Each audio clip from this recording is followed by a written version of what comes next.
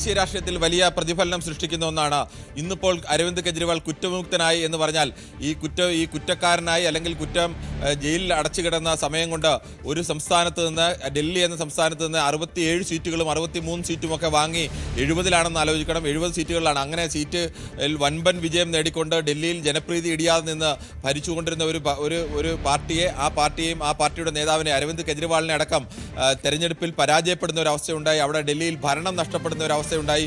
ആ പാർട്ടിക്ക് ദേശീയ തലത്തിലുണ്ടായിരുന്ന പ്രാധാന്യം തന്നെ വല്ലാതെ ഇടിഞ്ഞു പോകുന്ന അവസ്ഥയുണ്ടായി. പഞ്ചാബിലെ ഭരണം കൊണ്ട് മാത്രമാണ് ആ പാർട്ടി ഇപ്പോൾ പിടിച്ചു നിൽക്കാൻ കഴിയുന്നത്. അരവിന്ദ് കെജ്രിവാൾ എന്ന ഒരു വ്യക്തിയെ ആശ്രയിച്ചു കൂടി നിന്ന ഒരു പാർട്ടിയാണ്. അവിടെ ഏറ്റവും കരുത്തനായ വ്യക്തി തന്നെ അഴിമതിക്കാരനായി ജയിലിൽ കിടക്കേണ്ടി വരുന്ന അവസ്ഥയുണ്ടാകുന്നു. അങ്ങനെ ഒരു കനത്ത തിരിച്ചടിയാണ് യഥാർത്ഥത്തിൽ ആം ആദ്മി പാർട്ടിക്കും അതോടൊപ്പം തന്നെ ഇന്ത്യയിലെ പ്രതിപക്ഷ നിരക്കാകെ ഉണ്ടായിരിക്കുന്നത്. മറ്റൊരു പ്രധാനപ്പെട്ട വിഷയം, കഴിഞ്ഞ കുറച്ചു കാലമായി തന്നെ അതിരൂക്ഷമായി കേന്ദ്ര BJP ഇതര സർക്കാരുകൾക്കെല്ലാം ഉന്നയിക്കുന്ന പ്രധാനപ്പെട്ട ആരോപണം കേന്ദ്ര ഏജൻസികളെ ഉപയോഗിച്ചുകൊണ്ട്, അന്വേഷണ ഏജൻസികളെ ഉപയോഗിച്ചുകൊണ്ട് ഇവരെല്ലാം വേട്ടയാടുന്നു എന്നുള്ളതാണ്. പ്രധാനപ്പെട്ട എല്ലാ മുഖ്യമന്ത്രിമാരെ നോക്കിയാലും, കേരളത്തിലെ മുഖ്യമന്ത്രി പിണറായി വിജയനെതിരെയായാലും, തമിഴ്നാട്ടിൽ സ്റ്റാലിനെതിരെയായാലും, ബംഗാളിൽ മമതാ ബാനർജിക്കെതിരെയായാലും, BJP ഇതര മുഖ്യമന്ത്രിമാർക്കെതിരെ അല്ലെങ്കിൽ NDA ഇതര മുഖ്യമന്ത്രിമാർക്കെതിരെയെല്ലാം ഇത്തരം അന്വേഷണങ്ങൾ വിവിധ അന്വേഷണങ്ങൾ നടത്തിക്കൊണ്ടിരിക്കുകയാണ്.